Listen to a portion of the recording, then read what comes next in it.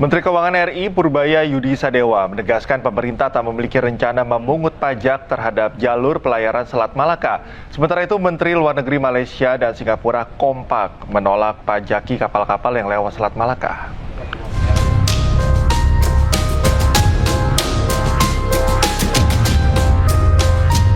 Kementerian Keuangan bantah rencana mengenakan pajak kapal-kapal yang melewati perairan Selat Malaka. Menteri Keuangan RI Purbaya Yudi Sadewa menegaskan, pernyataannya terkait wacana pengenaan pajak bagi kapal yang melintasi Selat Malaka bukanlah rencana serius pemerintah. Ia memastikan dirinya memahami kesepakatan konvensi PBB tentang hukum laut atau UNCLOS. Terkait wacana pemungutan pajak bagi kapal-kapal yang melintasi Selat Malaka, Menteri Luar Negeri Malaysia Muhammad Hassan berkata, apapun yang dilakukan di Selat Malaka harus melibatkan kerjasama keempat negara dan tidak bisa dilakukan secara sepihak.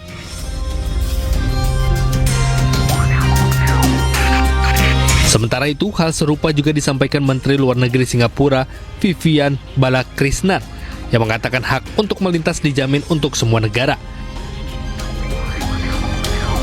Singapura tidak akan ikut serta dalam upaya apapun untuk menutup, mencegat, atau mengenakan bea masuk di wilayah sekitar kami.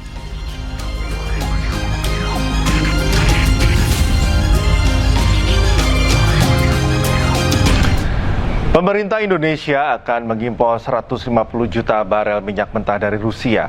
Pemerintah pun menjamin stok BBM aman hingga akhir tahun.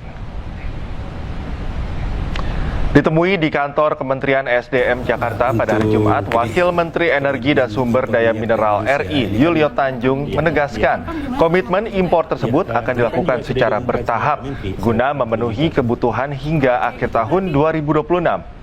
Meski demikian, Yulio juga menjelaskan jatah impor minyak mentah tersebut masih belum dikirim ke Indonesia sebab pemerintah masih menentukan skema yang akan digunakan dan membuat aturannya.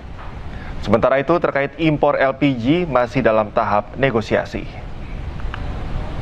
Untuk komitmen impor minyak dari Rusia, ini kan baru negosiasi kemarin, kan sudah disepakati total yang akan kita impor dari Rusia itu kan sekitar 150 juta barel untuk mencukupi kebutuhan kita sampai dengan akhir tahun.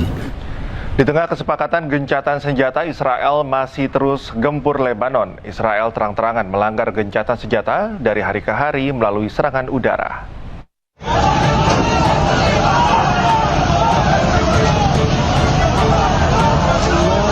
Upaya memperpanjang gencatan senjata antara Israel dan Lebanon yang diumumkan Presiden Amerika Serikat Donald Trump langsung diuji di lapangan. Hanya beberapa jam setelah kesepakatan itu diumumkan, militer Israel dilaporkan kembali melancarkan serangan udara dan artileri ke wilayah selatan Lebanon. Serangan udara militer Israel menyebabkan kerusakan signifikan pada bangunan dan infrastruktur serta memicu kepanikan warga. Serangan terjadi pada Jumat dini hari dengan menyasar sejumlah titik strategis di kota Haldah, kota Tauline, dan distrik Tire. Kondisi ini menambah daftar pelanggaran gencatan senjata yang sejak awal memang sudah rapuh, terutama karena faktor Hizbullah yang menolak kesepakatan tersebut. Serangkaian serangan ini terjadi tak lama setelah Presiden Donald Trump mengumumkan Israel dan Lebanon sepakat memperpanjang gencatan senjata selama 3 pekan, hasil dari pembicaraan tingkat duta besar di Gedung Putih.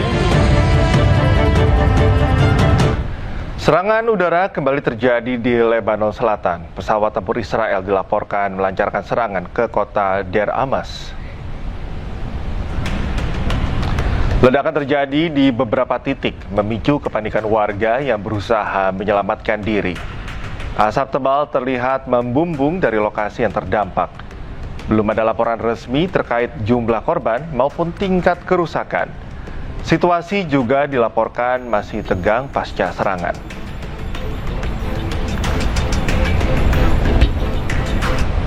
Ratusan warga Lebanon hadiri pemakaman Amal Khalil, seorang jurnalis perempuan. Sebelumnya, Amal Khalil tewas dalam serangan udara Israel di Lebanon Selatan.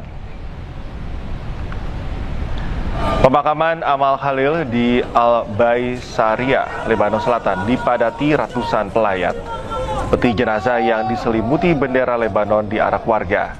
Para pelayat, terutama perempuan, meneriakan slogan perlawanan selama prosesi pemakaman berlangsung. Rekan-rekannya mengenang Khalil sebagai sosok yang berperan besar membantu peliputan di Lebanon Selatan. Pemerintah Lebanon mengecam serangan yang menargetkan jurnalis sebab melanggar hukum humaniter internasional. Sebelumnya, jurnalis Lebanon Amal Khalil tewas setelah menjadi target serangan drone militer Israel. Palang Merah Lebanon yang hendak menolong Amal juga mendapat serangan.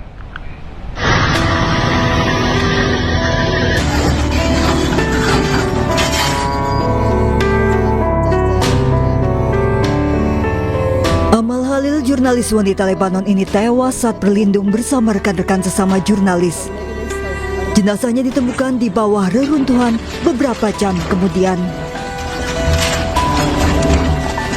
Setelah jenazahnya berhasil ditemukan, kemudian dievakuasi ke kampung halamannya di Bisariyah, Lebanon Selatan. Amal Khalil tengah meliput di Altiri, Lebanon bersama jurnalis lainnya dan diserang drone militer Israel. Amal bersama rekannya Zainab menjadi target serangan drone Israel yang meledak di depannya. Amal dan Zainab selamat saat serangan pertama berlari mencari perlindungan di sebuah rumah, namun kembali diserang drone hingga tewas.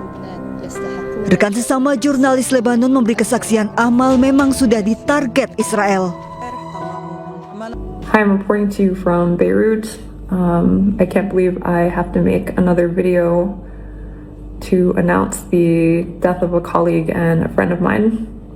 Amal Khalil, who was a correspondent for Al Akhbar and one of the loudest voices of truth here in Lebanon, was executed by the Israeli army in a targeted airstrike in the town of Altiri. After a drone strike happened in front of her, she was with another colleague and they went to seek shelter inside of a house. 2 men were killed in that drone strike, and when Amal and Zainab went to seek shelter in this house, she was able to reach out to some of the colleagues to let them know where she was, so everyone was aware. The Red Cross, UNIFIL, people in the government knew that she was there, and the Israeli army prevented the Red Cross from reaching them with live ammunition and stun grenades. Surat kabar harian Al Akhbar tepatnya bekerja membuat tribut untuk mengenang sosok Amal. Sebelum tewas, Amal melaporkan tentang kondisi warga Lebanon yang masih terus mencari keberadaan keluarga mereka yang menjadi korban gempuran Israel di tengah negosiasi Israel dan Lebanon beberapa waktu lalu.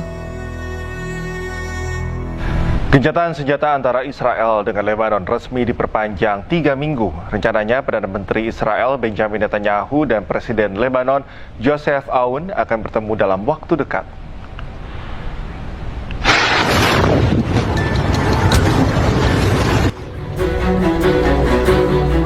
Lebih dari 1 bulan Israel menyerang Lebanon.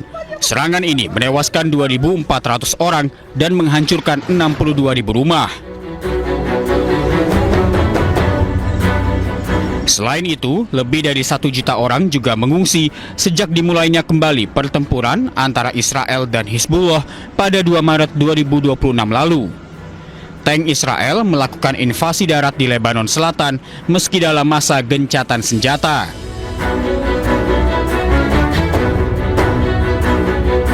Setelah mendapat tekanan dari dunia internasional, Presiden Amerika Serikat Donald Trump mengumumkan gencatan senjata antara Israel dengan Lebanon diperpanjang selama 3 minggu. Pengumuman ini dilakukan setelah pertemuannya dengan Duta Besar Lebanon dan Israel. Kali ini, kedua negara sepakat tidak ada serangan sama sekali selama gencatan senjata. Many years, and it doesn't happen much, although they like each other. I found that out today, and I've sort of heard about that. They actually like each other, Lebanon and Israel. And we had a great meeting with the very high officials of Lebanon and very high officials of Israel, and we think that the President of Lebanon and the Prime Minister of Israel over the next couple of weeks will be coming here. They've agreed to an additional 3 weeks of no firing, ceasefire, no more firing. Let's see. We hope that happens. It's not going to happen between them, but they do have Hezbollah. Sebelumnya negosiasi damai antara kedua negara sempat digelar pada 15 April lalu. Sejumlah syarat pun disampaikan dalam perundingan. Salah satunya Israel meminta pemerintah Lebanon untuk melucuti senjata Hizbullah.